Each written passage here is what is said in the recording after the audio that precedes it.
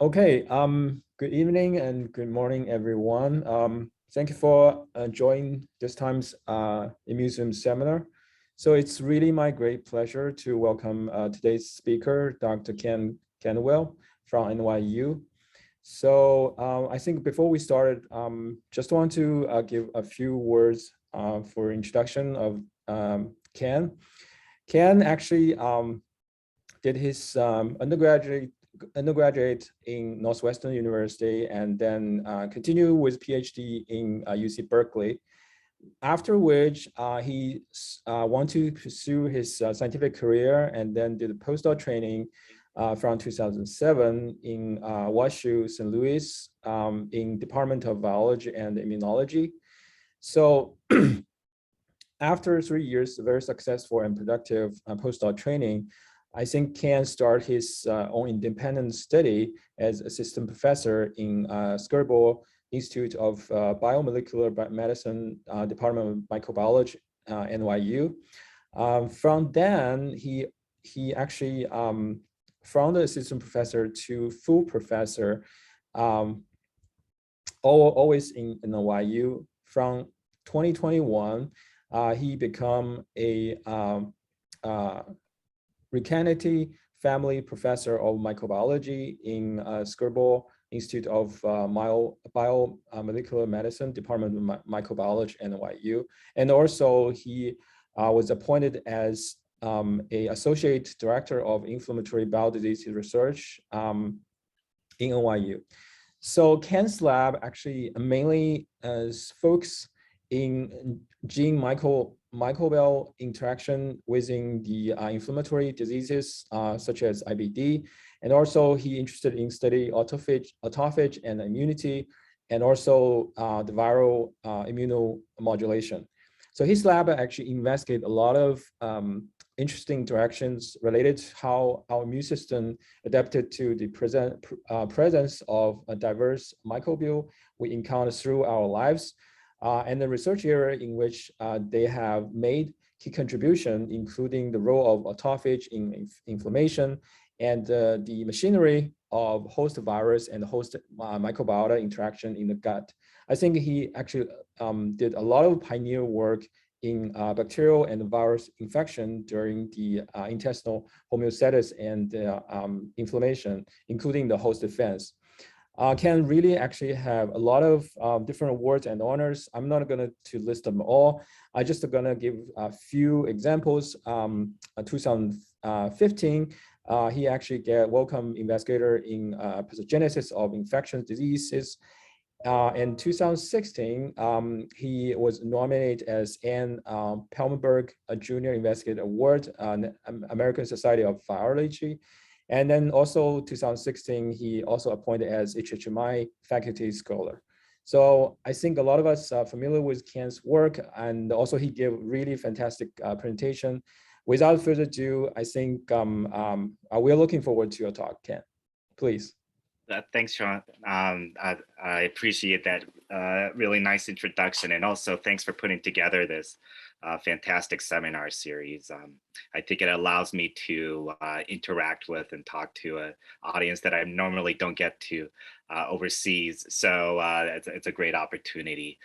So like Sean mentioned, I'm interested in how the host immune system is adapted to the diverse microbes that we encounter. And in today's talk, I'm going to give you two stories. Sorry. Yeah. So I think it's not a full screen module right now. I think I can see it's like a presentation module. You have okay. Let me try to fix that.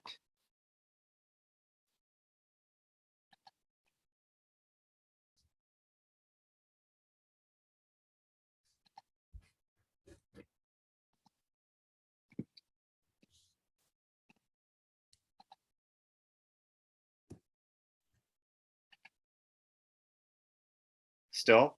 Yeah, it's the same as before. I think at the beginning it was okay, but for some reason it's switched to the presentation module. So you have two screen on the. Okay. How about now? I haven't seen you share the screen yet.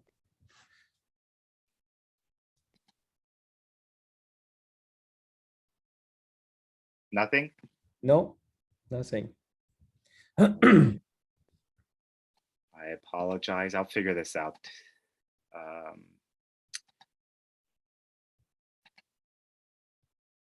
Okay, so I see your screen. Yeah, now it's okay. It's okay? Yeah, it's okay. All right. Thank you. Thank you. Okay. Sorry about that. No, I'm sure I'm the one who did something wrong. Okay, so in today's talk, I'm gonna give you two stories about the autophagy pathway, and you'll see how they're linked to host microbe interactions. Okay, so for the first part of my talk, I'm gonna remind you why, as immunologists, we're fascinated by the gut microbiota. We have reasons to think that these diverse intestinal bacteria promote the development of the immune system, and as a consequence, they're important in host defense, as well as developing chronic inflammatory disorders, like this one that my lab likes to study, inflammatory bowel disease, or IBD. We also know that there are other types of infectious agents that pass through the gut, and there's increasing evidence that these aren't just pathogens that cause disease, but can also have a symbiotic relationship with the host in a manner kind of analogous to those commensal bacteria that have received more attention. And so I have a very productive and fruitful collaboration with Peng Lok at the NIH and Andrea Graham at Princeton, who some of you know, working on how fungi and parasitic worms interact with intestinal bacteria. And I just wanted to acknowledge how much fun I've been having working with them. In today's talk, however, I want to just focus on viruses. And the reason why we started working on, why isn't it advancing? Sorry, my screen's not advancing for some reason. Okay, there we go.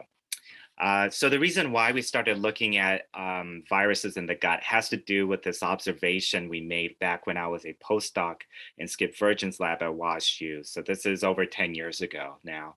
We were studying this gene called ATG16L1, which was linked to IBD. It was newly identified as an IBD susceptibility gene at that time.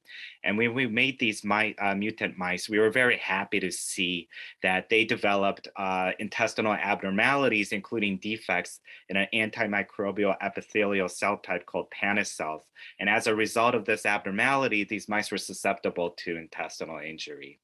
It wasn't until later that we realized that these mice were chronically infected by a single-stranded RNA virus called murine norovirus, or MNV. So this virus is closely related, at least taxonomically, to those same noroviruses that cause viral gastroenteritis in humans.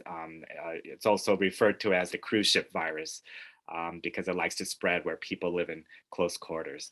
And so what's interesting about this observation is that, first of all, we have a viral trigger, at least in mice, for a disease that most people consider to be the poster child of gut microbiota dependent inflammatory disorders. And another interesting part of this disease is that the reason we didn't know this virus was in the animal facility was that at least this strain that we're working with, it infects B6 mice without causing any kind of disease at all. So that's despite being able to establish a very robust and persistent infection. And we thought that that was pretty interesting. So what we wanted to do next was to say that, okay, this virus, it's kind of like a commensal bacteria in that in a control mouse setting, it's establishing this lifelong infection, kind of like a lifelong colonization event, and it's triggering a disease that people believe is a gut microbiota dependent disease. Maybe this virus can also do some of the beneficial things that we attribute to intestinal bacteria as well. And to address that question, a previous postdoc in my lab, Lisa Kernbauer, decided to use germ-free mice. So germ-free mice, because they don't have intestinal bacteria, have all kinds of defects. Their intestines look funny, the lymphocytes don't develop properly, and they're exquisitely susceptible to intestinal injury. And Lisa hypothesized that if you infect germ-free mice with MMV, and MMV has some of the same activity that intestinal bacteria have, maybe it can reverse some of these abnormalities. And that's exactly what she saw. So I'm going to give you an example of one striking experiment that gave us a very interesting result. So you're looking at a survival curve following challenge with this chemical dextrin sodium sulfate in the drinking water, which injures the intestine. This is very similar to an experiment performed by Seth Rakev-Newham and Ruslan Mesatov many years ago, except they did it with antibiotics treatment. So compared to conventional mice, germ-free mice, you can see, are really susceptible because they're lacking the beneficial bacteria. But if you add MMV, this strain called CR6 that we like to use, now you can see that the germ-free mice survive almost to the similar degree as conventional mice.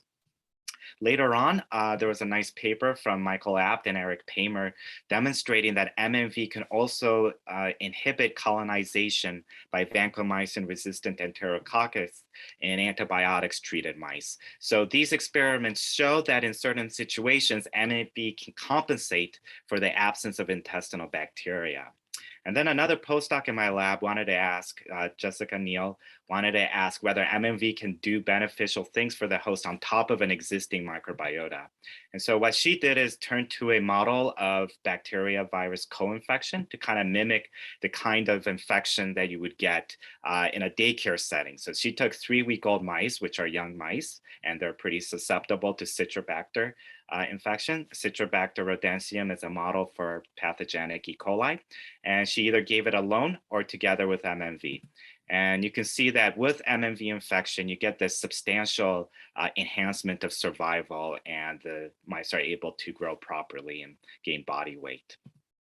So in our situation, we think that MMV isn't just hanging out doing nothing in control mice, but actually actively engaging the host immune system. And we found, I didn't show you the data, but we found that this protection is mediated by a synergistic effect of 2 cytokines, the interferons and IL-22. And that's what leads to protection in both the intestinal injury and bacterial infection models.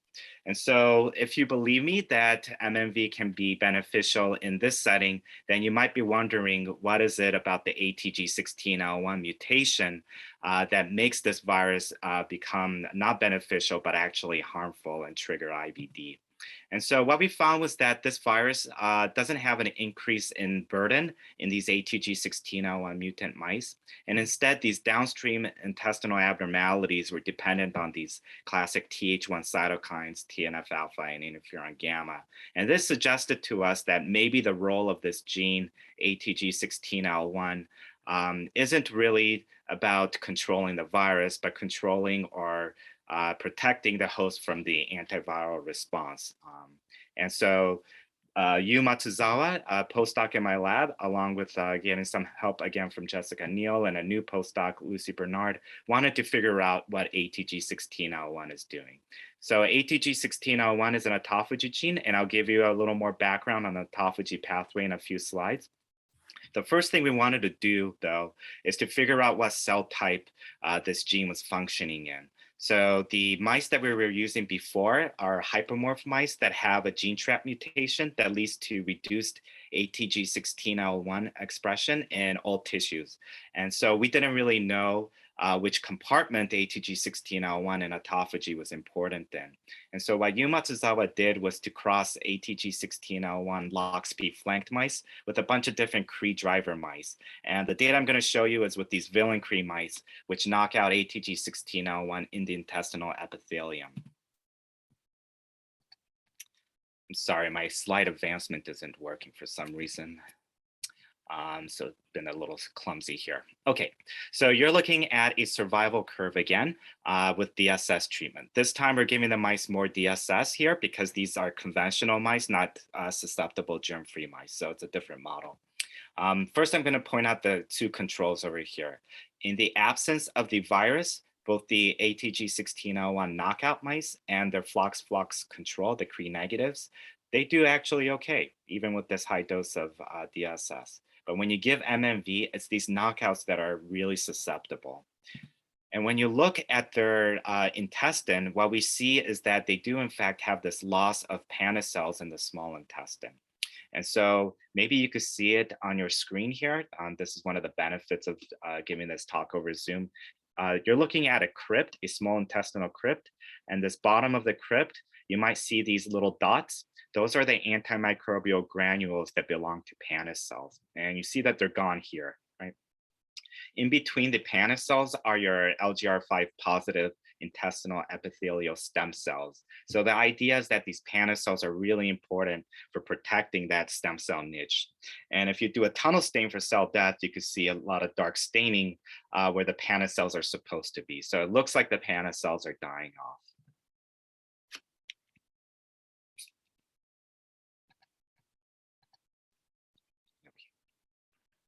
And so to study this further, we wanted to see if we could set up an in vitro system, and we turned to the intestinal organoid system. So in this technique, what we do is we take intestinal crypts from our mouse of interest. And like I mentioned in the previous slide, these intestinal crypts have the stem cells. So when we stick it into Matrigel with a bunch of growth factors, we end up getting a ball that's kind of like a mini gut in a Petri dish. Now, we ran into a problem, which is that MMV, I didn't give much background on MMV because it's not too relevant to what I'm going to tell you. MMV has an interesting tropism. So there's been a lot of work done showing nicely the different cell types, the different viral strains can infect, and some dependence on bacteria. For the purpose of today's talk, all you need to know is that this strain that we're working with called CR6 was shown by Craig Weiland and Skip Virgin to infect a rare epithelial cell type called tough cells. These tough cells are not represented very well in these organoids, and MMV doesn't infect these organoids very well. But that's okay for us because MMV doesn't infect Panda cells, and we think that the effect of MMV on Panda cells is indirect, mediated by T cells and T cell associated cytokines. So what we really want to do is this experiment where we harvest the immune system from a mouse that's infected with MMV. And we could do this two different ways. We could harvest intraepithelial lymphocytes from MMV infected mice, which will secrete TNF alpha when we co-culture them with the organoids. Or for more simple experiments where we want to do biochemistry, we could just add TNF straight onto the organoids, and it gives us the same results. So what I'm going to show in the next slide is the simple version where we just add TNF alpha to the Petri dish. So what you're looking at here is a wild type organoid, and here's an organoid from an ATG16L1 knockout mouse. And we added TNF in the presence of perpetium iodide, which is a red dye that gets taken up by cells as they undergo necrotic cell death. And so you're going to see that the ATG16L1 knockout organoid turns bright red in the presence of TNF alpha, indicating that they're really sensitive to this cytokine, whereas the wild type organoid actually does pretty fine for extended periods of time. So very similar to what we see in vivo, the first cells that die off in this system are in fact the Panda cells, and that was nice to see here. They're really sensitive. And we found that, in fact, these organoids were not dying from apoptosis, but a different type of programmed cell death called necroptosis, which is a necrotic cell death pathway. And the reason why we knew that is because if we inhibit these two kinases, RIPK1 and RIPK3, and this pore-forming executioner molecule, MLKL, we could restore the viability of even these ATG16L1 knockout organoids.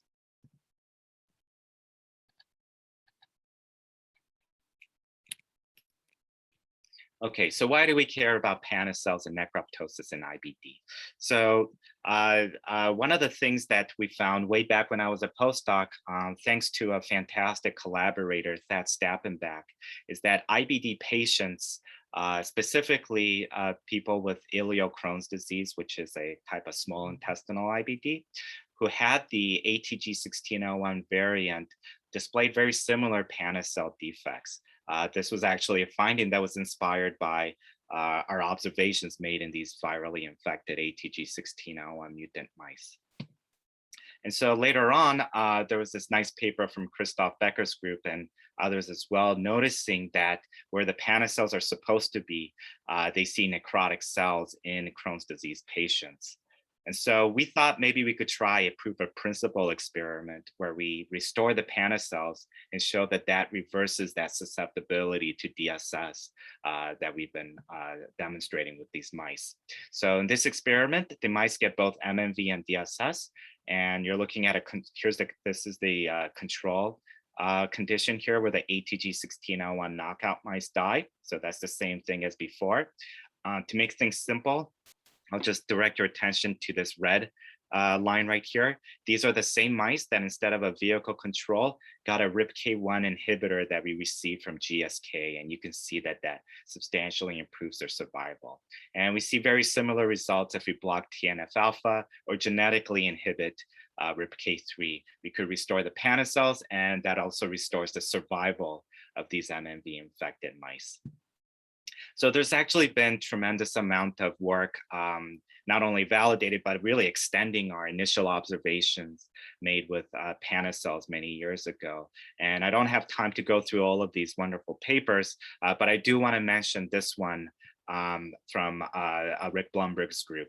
So they showed that if you delete ATG16L1 and this ER stress gene XBP1 together in Panda cells, that's sufficient to cause intestinal inflammation. So the reason why I'm singling out this paper is that it was really the first one to show that the Panda cells themselves, if they have an intrinsic defect, that's enough to give you intestinal inflammation. And so Rick generously shared with us the defensin Cree mice that allows us to remove ATG16L1 from the intestinal epithelium.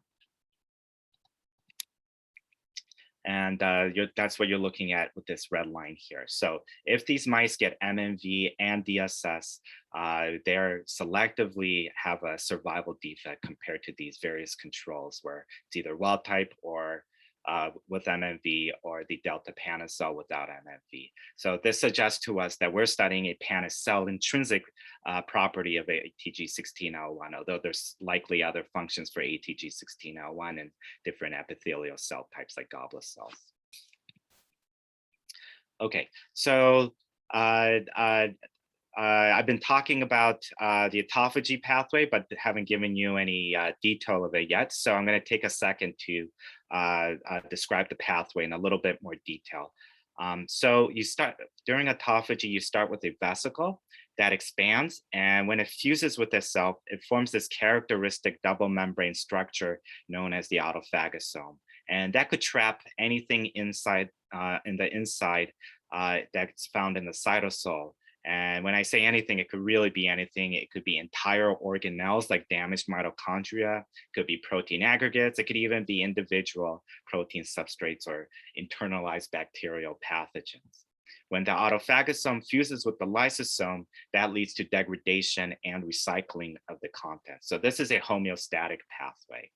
The function of ATG16L1 is to take this ubiquitin-like molecule called LC3 and attach it to the lipid phosphatidylethanolamin.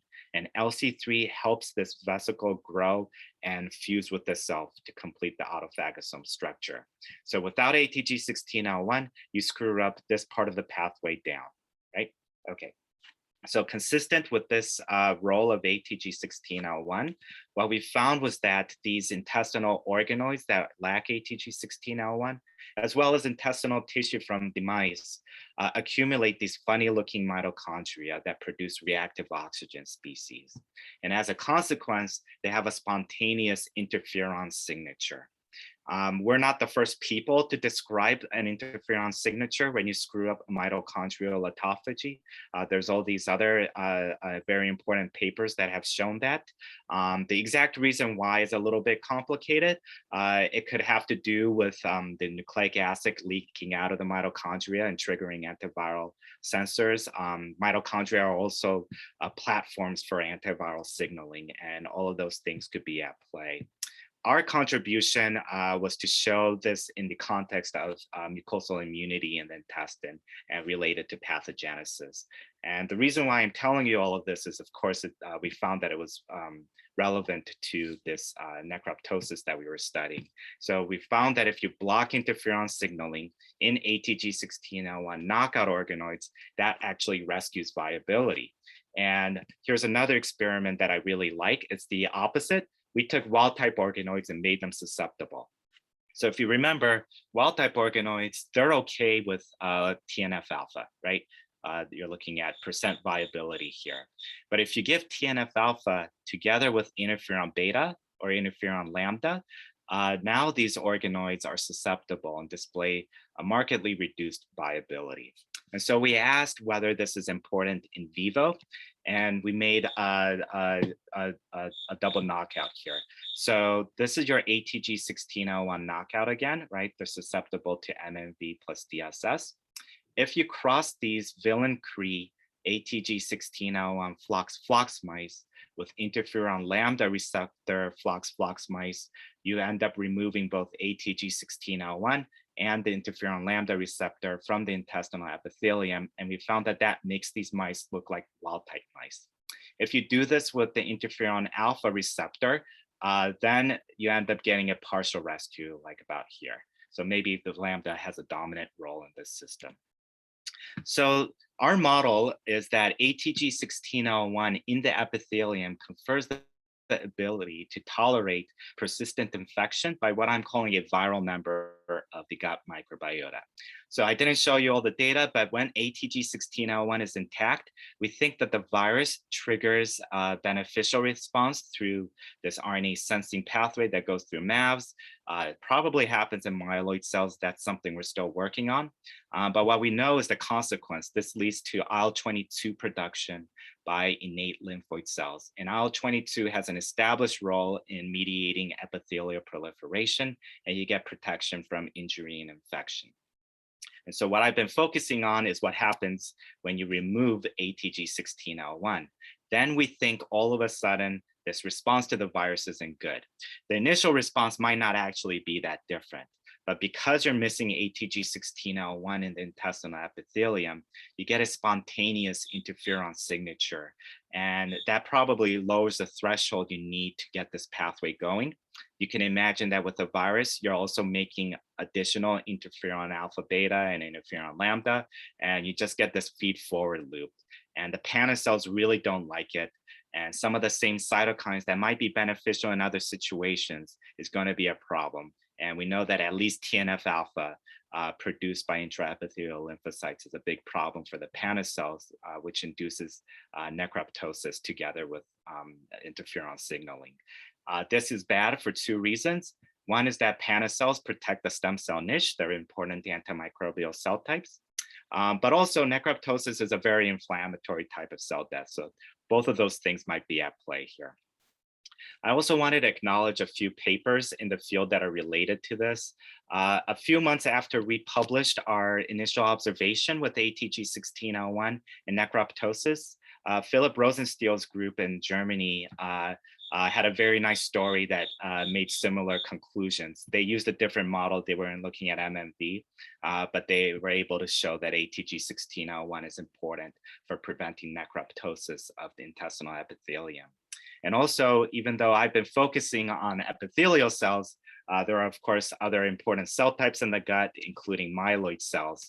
And so Aditya Murthy at Genentech have several papers looking at ATG16L1 in macrophages and show that those also, if you remove ATG16L1 from macrophages, they also have an interferon signature and are more susceptible to necroptosis, although the mechanism appears to be quite different than what I just mentioned. Okay, and so before I move on to my next part of the talk, I just wanted to relate this to human IBD. And so thanks to our physician collaborators, we were able to make organoids from endoscopic biopsies from people who we genotyped for ATG16L1. So we make these organoids very similarly to how we make them from mice, and that allowed us to also test their susceptibility to TNF alpha. And you can see that compared to individuals, organoids from individuals who were either homozygous for the non-risk allele or heterozygous. These organoids made from people who had 2 copies of the ATG16L1 risk allele displayed decreased viability. But the real power of the mouse model is that we know a little bit about the mechanism. So we tried to reverse this susceptibility using that knowledge. So we treated these organoids that are susceptible with a JAK-STAT inhibitor, ruxolitinib, to block interferon signaling, or this same RIPK1 inhibitor that worked in mice that we got from GSK. And both of them seem to be able to restore viability. We think that at least this function of ATG16L1 appears to be conserved in mice and humans. Okay, and so I'm going to be a little more quick with this part of the talk, so I make sure we have time for questions. I'm going to switch gears. It's still going to be about ATG16L1 and autophagy, but this time I'm going to address this question. There's innate immune countermeasures to just about everything that pathogens throw at us, but not too many pathways have been reported for blocking the action of pore-forming toxins, which are these toxins made by certain bacterial pathogens that can bind the host receptor on the surface of a host cell and oligomerize to form a pore and kill the target cell. And the particular toxin that I'm going to be mainly focusing on is called alpha toxin, produced by Staphylococcus aureus. And the receptor was identified a number of years ago by Julie Bubeck-Wardenberg to be this metalloprotease ADAM10. And I'm just going to tell you what we think is happening. We think that extracellular vesicles, exosomes, produced through a pathway related to autophagy called secretory autophagy can bind alpha toxin and neutralize its activity. And so this part of the talk was done in collaboration with Victor Torres, who's at NYU, who's a very sophisticated microbiologist and an expert on bacterial toxins. And the story actually started with an MD PhD student in my lab, Katie Moore. I'm going to summarize her thesis in about 1 slide. And after she graduated, Victor and I took a joint student, Matt Keller, and that's going to be the majority of the data I show you. And if there's, after Matt graduated, Victor and I were having so much fun working together that we took another graduate student, Crystal Ching. If we have time at the end, I'm going to show you a couple data slides from her thesis, which addresses whether or not this pathway is also important for SARS-CoV-2 infection. Okay, so just a little background on Staphylococcus aureus. This is a gram-positive bacteria. It's a commensal of the skin. But the reason why we care is that when it gets inside our body, it could cause really serious conditions, life-threatening conditions like sepsis or pneumonia. And also another problem is that many of the strains are antibiotic resistant, like these methicillin-resistant Staph aureus strains. And so Katie, my former graduate student, wanted to know what the role of ATG16L1 was during Staph aureus infection. At that time, there were a few nice studies looking at the role of autophagy in vitro, but Staphylococcus aureus also has an extracellular lifestyle. And so we thought that maybe we could take advantage of our animal model to figure out if there are other functions for this gene that perhaps other people have missed. And so we were using mice that had decreased expression and decreased autophagy, called these hypermorph or HM mice. And what Katie did was to inject them IV with a MRSA strain USA 300. And that's what's shown here. So this is a model of sepsis, and these hypermorphs were clearly susceptible to infection. And we got very similar results in a pneumonia model where we inoculated the mice intranasally. If we did the same experiment with an isogenic strain of USA 300 that was missing this toxin, alpha toxin, then wild type and ATG16L1 hypermorphs looked the same. Also, alpha toxin was sufficient to kill these ATG16L1 hypermorphs. And the one insight we had into what was happening at the molecular level was that when you harvest cells, primary cells straight out of these ATG16L1 HM mice, especially barrier cells like endothelial cells, and epithelial cells, we found that they were upregulating ADAM10. And because ADAM10 was the alpha toxin receptor, this made a lot of sense to us. You have more of the receptor, you're going to be more susceptible to the toxin. But that turned out to be only part of the answer, and the real mechanism turned out to be much more interesting. And so when Matt Keller, the next graduate student, joined the lab, he decided to see if he could use A549 cells, which is a human adenocarcinoma cell line, to study this function of ATG16L1. And so you're looking at flow cytometry here. This is a histogram. When you knock down ATG16L1, you see that you get this increase in surface ADAM10, the shift towards the right. And this is the quantification by mean fluorescence intensity.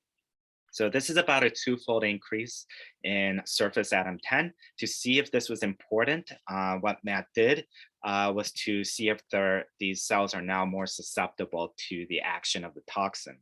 And so this black line is the non-targeting shRNA.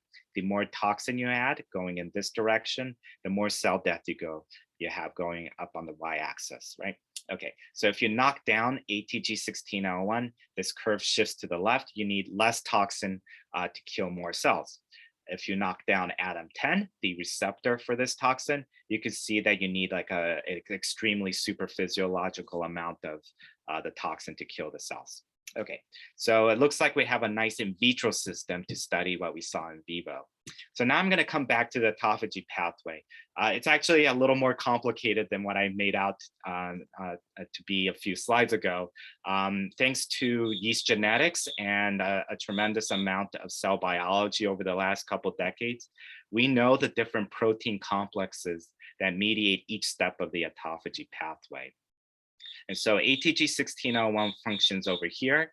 We hypothesized that if what we're studying is really the autophagy pathway, then we should be able to inhibit these other proteins and get the same result where you have an increase in surface ADAM10. And so the first thing we tried was to inhibit the ATG5, a binding partner of ATG16L1, as well as YLK1, which is an upstream kinase that initiates the pathway. And we were very happy to see that when we knocked these proteins down, these upstream autophagy factors, you did in fact phenocopy and get an increase in surface ADAM10. So then we said, okay, what about the downstream part of the pathway? So we inhibited the syntaxin, STX17, which mediates autophagosome lysosome fusion. And we also used chemical inhibitors to inhibit lysosomal acidification. And that's where we got a surprising result. We found that now you get a decrease in surface ADAM10, and that didn't make any sense to us. So we went back to the drawing board and thought, maybe there's a pathway related to autophagy that requires these same proteins that could also help get rid of ADAM10 from a cell. And we turned our attention to secretory autophagy. If it's not degradation in the lysosome, maybe the cells were just throwing it away into the extracellular milieu. So you can see by these question marks that some of the cell biology is still being worked out. But what we do know is that many of these ATG proteins, including ATG16L1, is involved in the secretion of proteins that lack a leader peptide. So the secretion signal that normally gets a protein through the ER-Golgi pathway. And so that's nice work that was done by people like Vojo Deritek, Randy Sheckman, and Laura Hooper for proteins like IL-1 beta and lysozyme. This is also a way that viruses can acquire a pseudomembrane. So some of these RNA viruses that lack envelope can hijack the pathway to get out of the cell, which is really exciting development in the virology field. And so, but in our case, we were not studying a virus and we were not studying a soluble protein. ADAM10 is actually a transmembrane protein.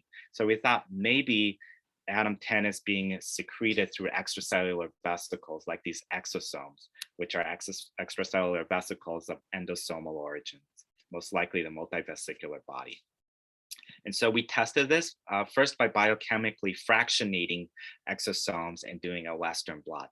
And so you can see ADAM10 in the exosome fraction. That's good. When you knock down ATG16L1, it actually looks like there's less. However, we also found less of exosome marker proteins like CD9 and CD63, indicating that it's probably not packaging of ADAM10, but ATG16L1's mediating total exosome production. And when we look under an electron microscope, that's exactly what we see. There's less exosomes in the exosome fraction from these cells. And so these are semi-quantitative techniques at best. So we also used flow cytometry to get a little more quantitative data and validate these findings.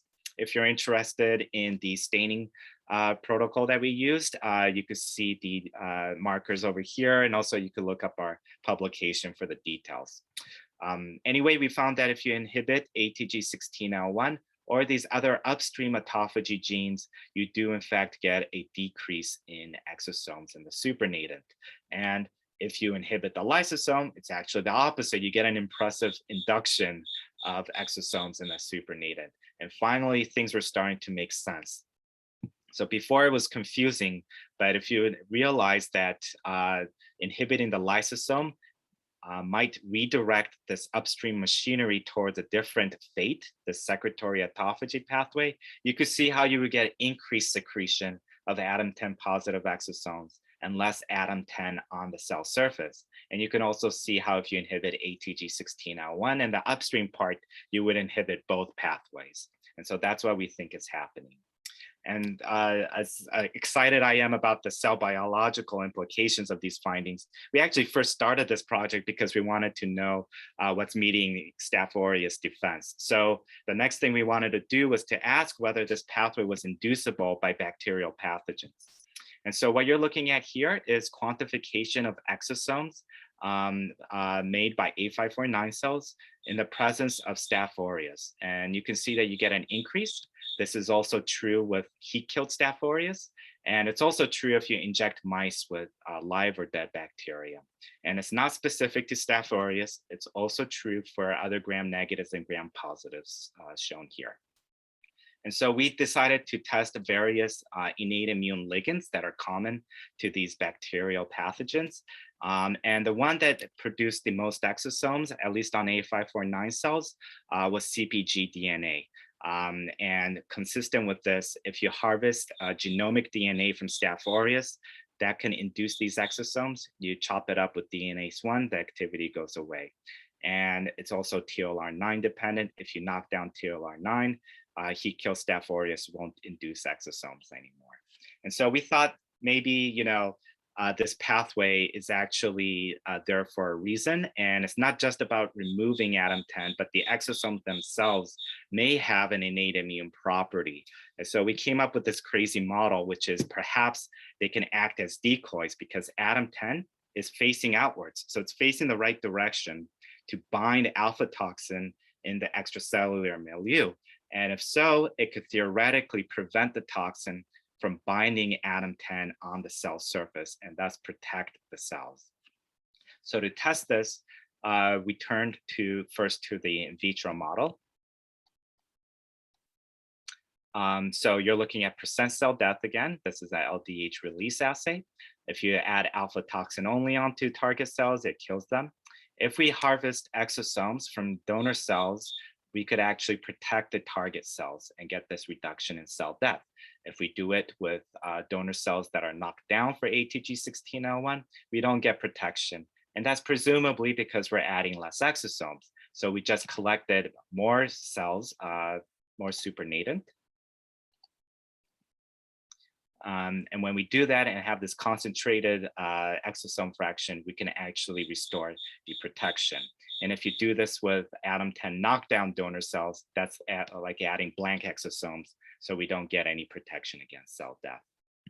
And so finally, we turned to an in vivo model. We elicited exosomes by injecting mice with heat-killed Staph aureus, and then transferred it to recipient mice that got a lethal dose of Staph aureus intravenously. And you're going to see here that compared to the mock infected mice, which all die with this dose of staph, if you transfer exosomes from a wild-type donor into a wild-type mouse, you get protection. If you do this with hypermorph donors, then you don't get that protection anymore because you're adding less exosomes. If you could also do the converse experiment, which is shown here. So this time we're giving a sublethal dose of Staph aureus. So this is very similar to what the previous graduate student, Katie Moore, saw. It's always good when a new graduate student can reproduce a previous student's data. This line right here are the mock infected wild-type mice. And here are the ATG16L1 hypomorphs. And so we see this enhanced susceptibility like we saw before. If we, however, transfer exosomes from wild-type donors to the hypomorphs, that's this dotted blue line, it looks like we come pretty close to making these mice look like wild-type mice. So our summary is that we think autophagy proteins mediate the secretion of defensive exosomes, which we're calling defensosomes, in response to infection that serve as decoys for toxins. I showed you data with alpha toxin. We found similar findings with two other toxins, Leuke-D and diphtheria toxins. So maybe this is true for toxins in general, or at least more than one type of toxin. And I don't know if there's enough time for me to maybe show additional data for another 5 minutes. Go ahead.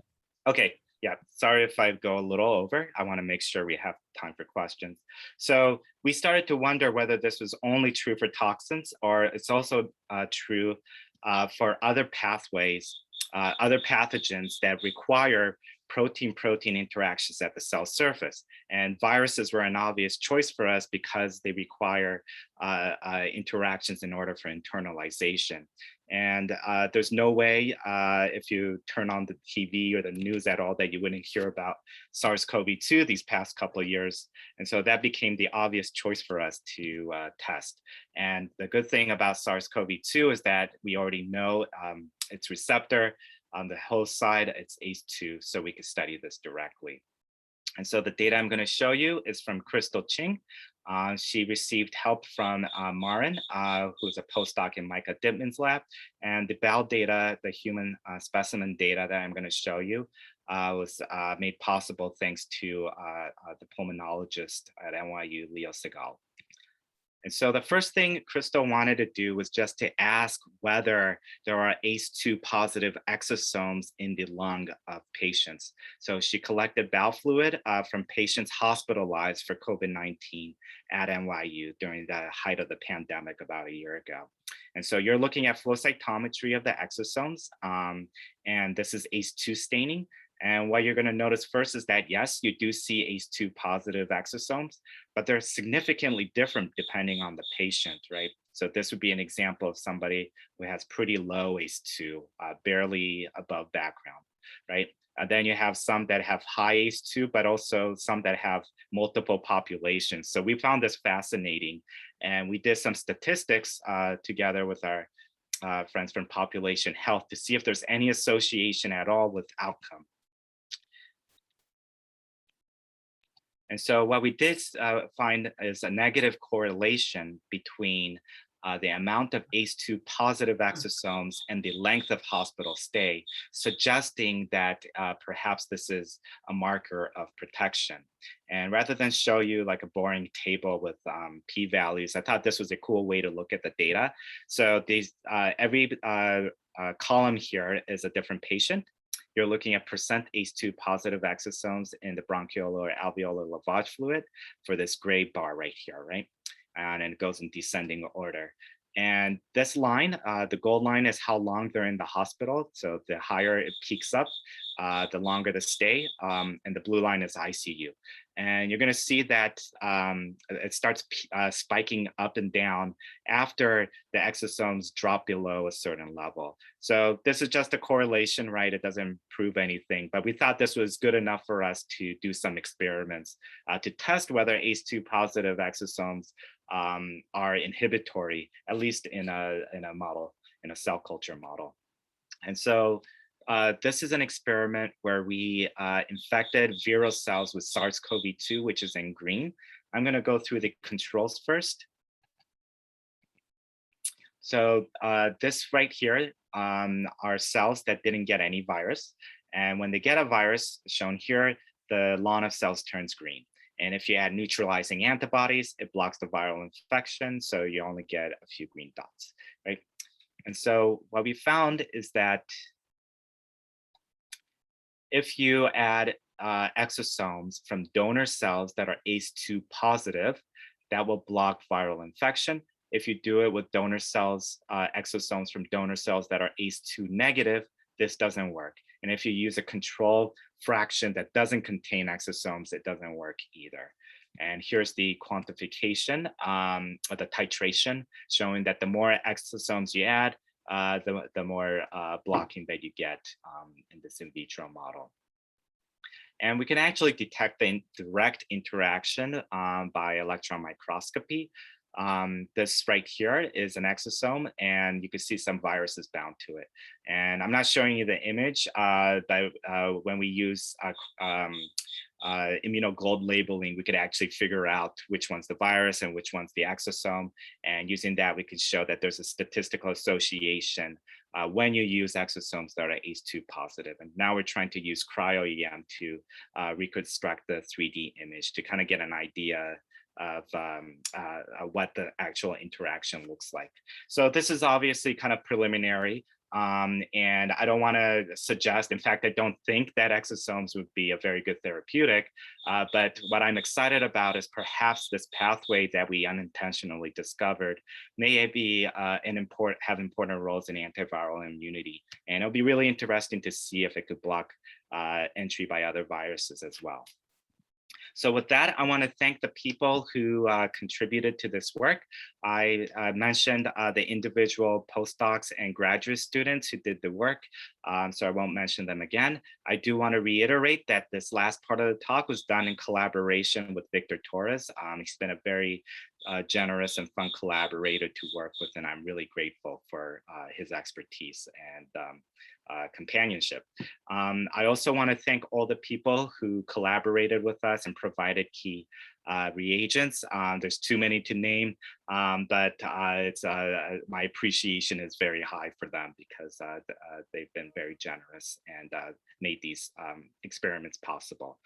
So with that, I'll end, and I'm happy to take questions if there's time. Thank you so much, Ken. That was really crystal clear. I think every time you never disappointed. The presentation always is such an entertainment. I think we're gonna start with the questions. Shall I go ahead?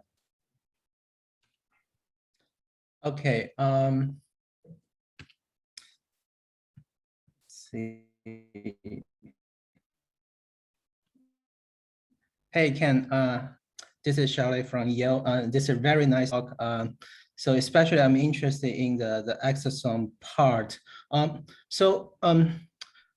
trying to think about like the way these like exosome is buffering the pathogen like invasion. So is there any specific feature of the exosome in terms of the lipid composition or the membrane curvature that makes it like really a good like candidate for the buffering? So I like to learn like what's your thought like? Have you determined the lipid composition or the proteome of these exosomes as compared to the mother cells? Yeah, we have not. There's literature on that. However, because we're particularly interested in the inducible one, I can't say for sure that the composition's same or different, but based on other people's work, the prediction is that the lipid composition is different. The curvature is definitely different, right? So the lipid content might involve things like phosphatidylserine on the outside, which you would think is normally not present on a healthy cell, right? All those things can matter. You make an excellent point. So I don't know about the SARS-CoV-2 story, but with the toxin, I think there's a reason why it's an especially good neutralizing system. So the way this toxin works, I mentioned it briefly, it oligomerizes, right? Now, once it oligomerizes, that toxin is done. That's a modification that it can't undo. So you can imagine that if this exosome is out there binding the toxin, it could cause it to shoot and it's out of bullets, it's done, right? And those toxins can't harm you anymore. So I kind of imagine that that's one reason, why this strategy works. Yes, and for the ADAM10, so that's like a protease, which also help to like cleavage a lot of, like release a lot of membrane attached cytokine. Yes. Yeah. So do you think there will be some contribution from that effect? Yeah, I bet it does. You know, it's just one of those things that we never tried looking at. But yes, Adam-10, before it was identified as a staph toxin, was already a known protein with very important roles, including cleavage of TNF, Notch, right? So I imagine that releasing Adam-10 and controlling its levels could be very important for other conditions as well. We just haven't looked. Did you see like a specific enrichment of ADAM10 in this exosome, the inducible exosome? No, we didn't. Yeah. So it's just the number of exosomes, not the amount of ADAM10 per exosome that changed. I see. I would just wonder if there's a specific like mechanism that sort ADAM10 into the exosome, or it's just because of the bulk flow of the membrane so that it gets into Yeah, the exosome. I bet there is. So there's been some nice work done on. So a lot of times people study the luminal content, like the substrates, the soluble substrates in the inside, right? Yeah. And some of the more prominent ones are small RNAs. And people have shown that there are RNA binding proteins that selectively get incorporated and might be able to, right? And so I don't know what would do it for a transmembrane protein. Probably molecules that get sorted through the multivesicular body are more likely to end up in the exosome. I see. Okay. Maybe the last question. I guess maybe I missed it in your talk. So is there a specific cell type that can generate these inducible exosome? Yeah, another good question. So every cell type we tested in vitro can do it. Mouse or human. In vivo, we did mass spec on the blood following induction, and we found a lot of proteins belonging to the liver. I see.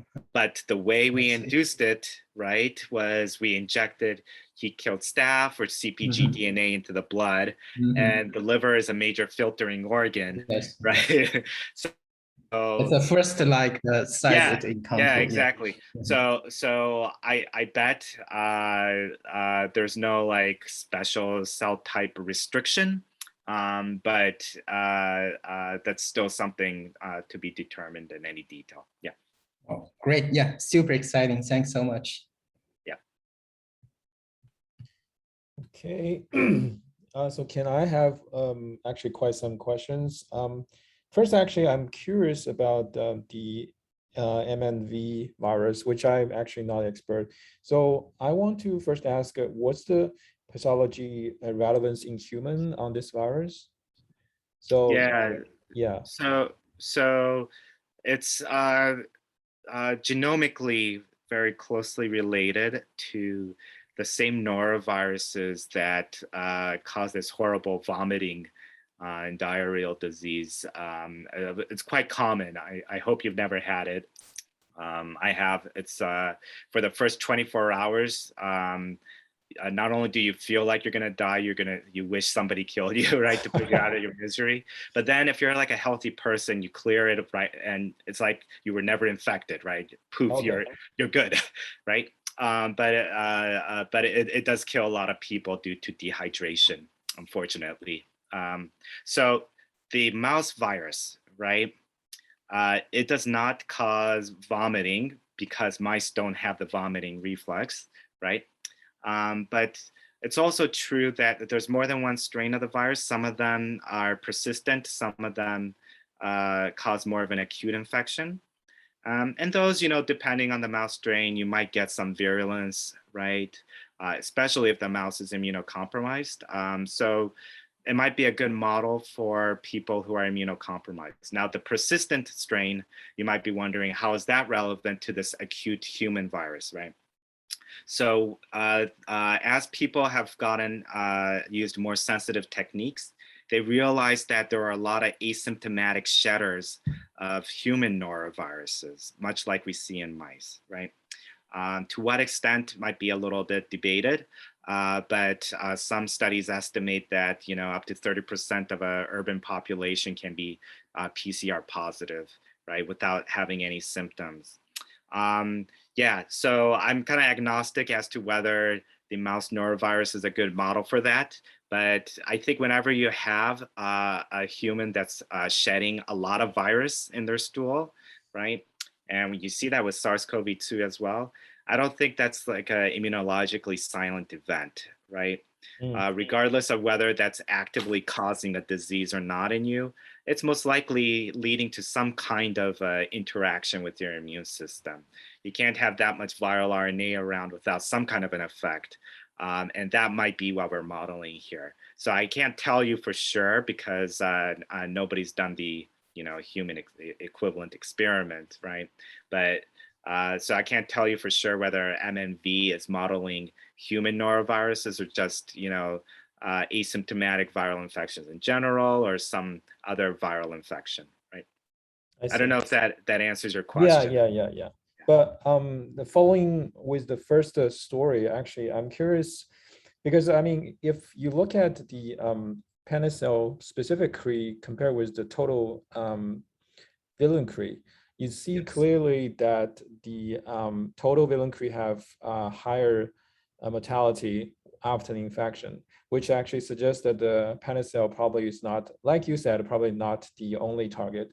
And then I assume the autophagy process being critical for a lot of enteroendocrine cells, not restricted with the Panda cells.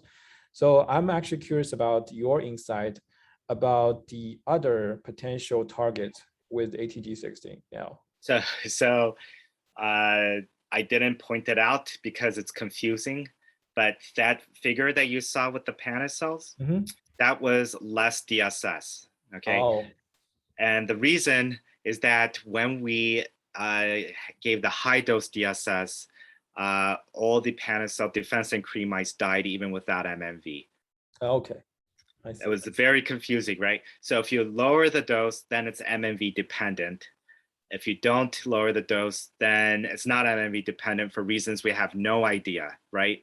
And what that's suggesting to us is almost the opposite of what you're asking, right? Maybe ATG1601 deficiency is a little bit protective in another epithelial cell. But what we can't really rule out is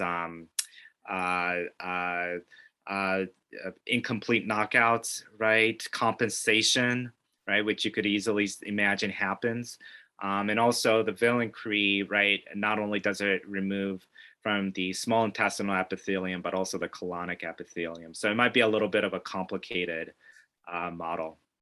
So I'm actually following your comments that because the Panda cell in terms of the lysosome and the antimicrobial peptide in terms of degranulation in releasing the lumen, but the other, like you actually mentioned in your talk, the other perfect example is the goblet cells.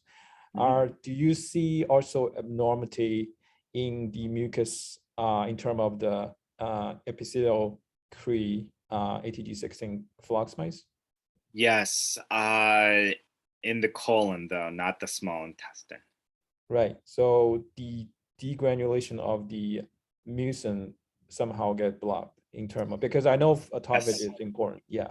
Yes, and it looks like a different mechanism. So this was work done by Thad Stappenbach.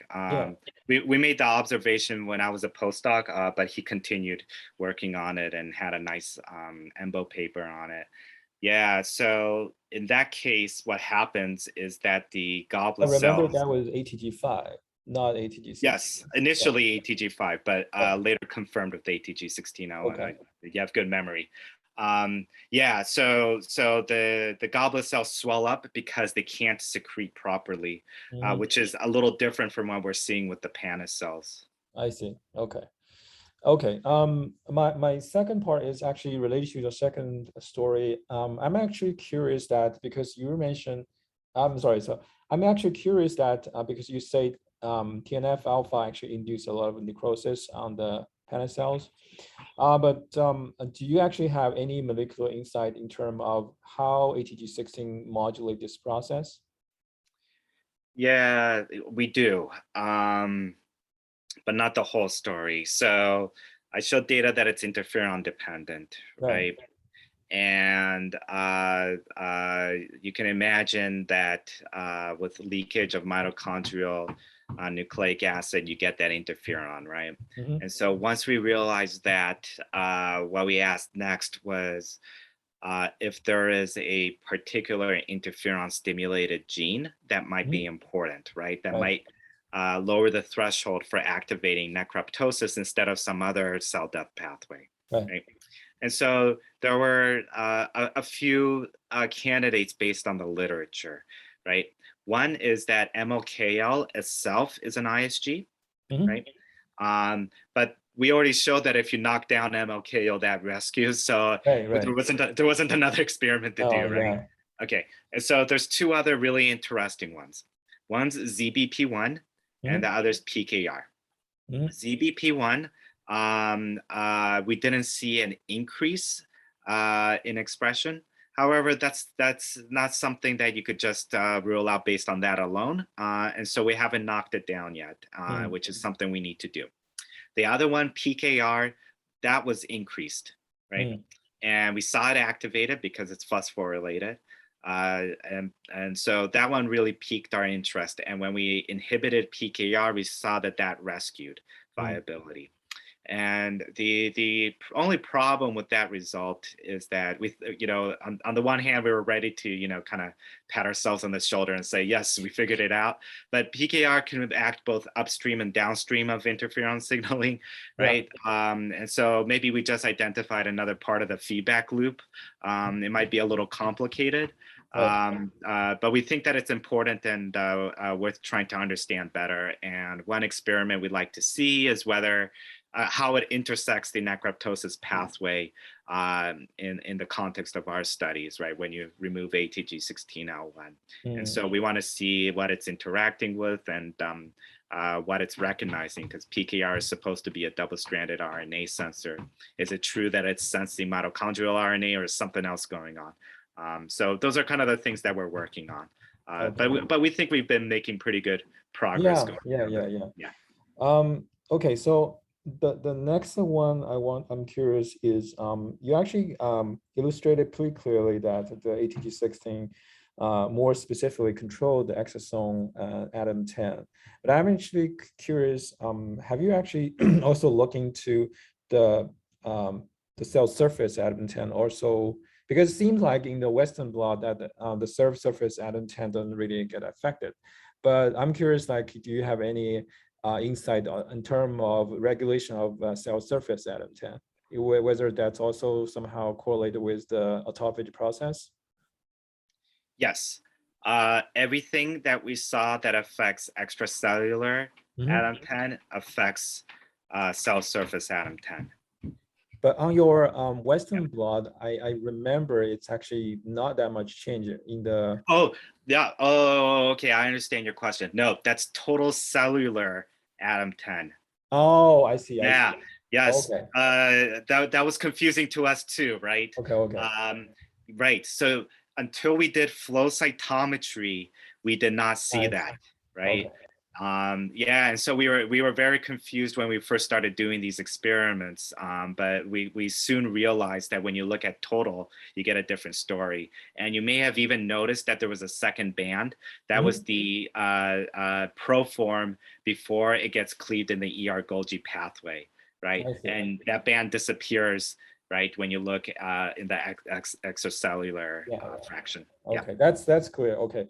Then because you also show in terms of a different bacterial gram-positive and gram-negative infection that the alpha toxin also can be somehow bind with the ADAM10.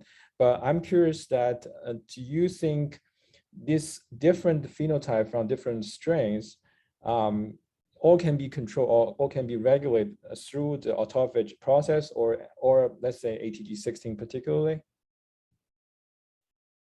Sorry, I didn't quite understand the question. So I think you show in one of your data that you infect the cells with different strains, bacterial, and then look at, I forgot the alpha-6 binding or one of the data you show. I'm just curious if the autophagy regulated ADAM10 level in the exosome is a generalized phenotype for alpha toxin, or it's actually only specific for alpha toxin, or it's a generalized phenotype for different bacterials.